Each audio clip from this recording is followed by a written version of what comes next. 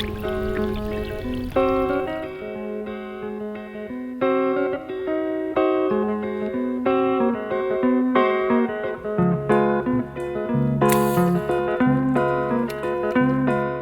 about that? Oh my goodness, an escapee. Quick release, water on the lens. There's no flow, no water, just a hot summer day. We're just kind of drifting, not making much noise. A lot of time these gar, you'll just see them for a second. They'll come up in porpoise. But right now I'm seeing some of the biggest gar I've ever seen in my life. I'm talking monsters. And every now and then you'll see bigheads. Now, we're in the Tennessee River, but you can do this in the Ohio River. You can do this anywhere. It's so much fun. That's a dead fish. Yeah. And the best time to do this is when it's hot, as blazes out. These fish kind of come up if you can find a creek to go back into. Sometimes you'll find them laying under branches. And I've taken an old bow, just an old bow of mine. And this is a compound bow. You can use a recurve. I've got recurves and longbows set up for both. But I cranked the poundage way down, put me a peep sight on, and I aim just like I aim a regular bow when I'm deer hunting. And it works. He's on. He's the biggest one yet, but he's not a log. He's stripping drag.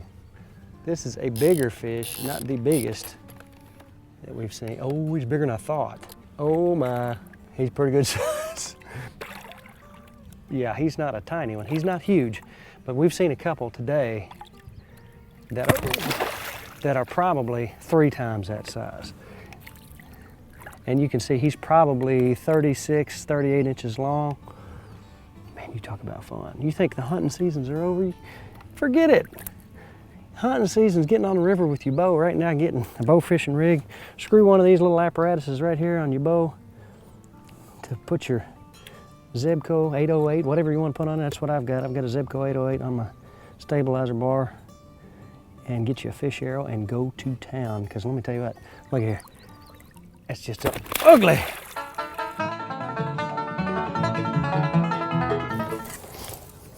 Too deep. I'll try them anyway. Headshot. That's what we like. All right, there he is. There's your invasive species. Not welcome here, buddy.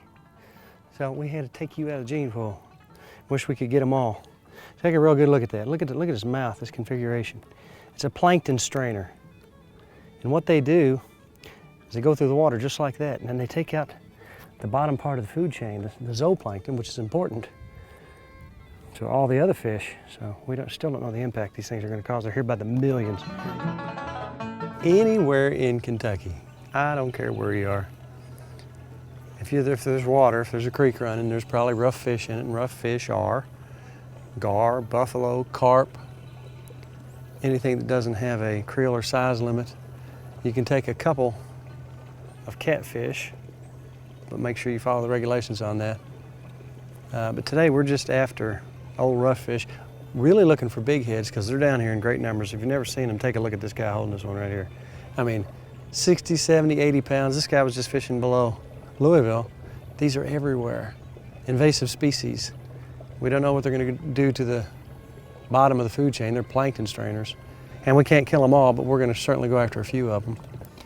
And I'm seeing stuff on top of the water out here right now. And hopefully we'll get one swimming right by us and show him how unwelcome he is in this particular river system. Oh. Monster. Oh, dude, I don't know if I'm gonna be able to get him in. He's huge. Monster. Watch him come up out there. I hope he doesn't take on my line, which he's trying desperately to do. We got something going here now. I shot this fish from a distance. I know it's a bighead, but I don't think I realized how big he was. I'm not sure how big he is yet. He's not like that last one we just got. He's not wanting to come up. Come up. I don't know how big he is. I know he's big. He's kind of holding what he's got. Oh, look what a fish. There's a lot of water here. There's a lot of fish here. There are so many of these fish in here, so many millions of these fish in here. that it's not taking a great effort or a whole lot of fancy equipment to do this. I'm gonna find another spot. So I'm gonna put my life jacket on, like you should do every time you run somewhere. And then, I'm telling you what, these waters down here are so productive.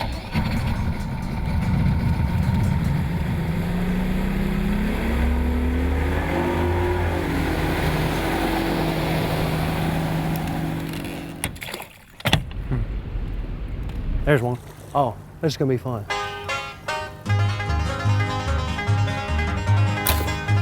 I got him. Now there's dinner right there. How about that? One of the neat river fish. Again, a paddlefish. He's a plankton strainer. Look at that mouth.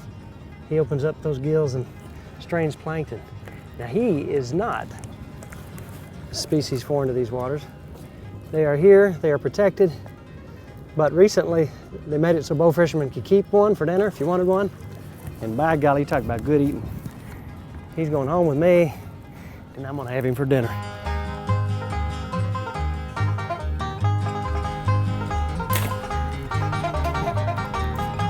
You got about 2 seconds to get a shot. There he is, there's the arrow. I've got a pretty good one.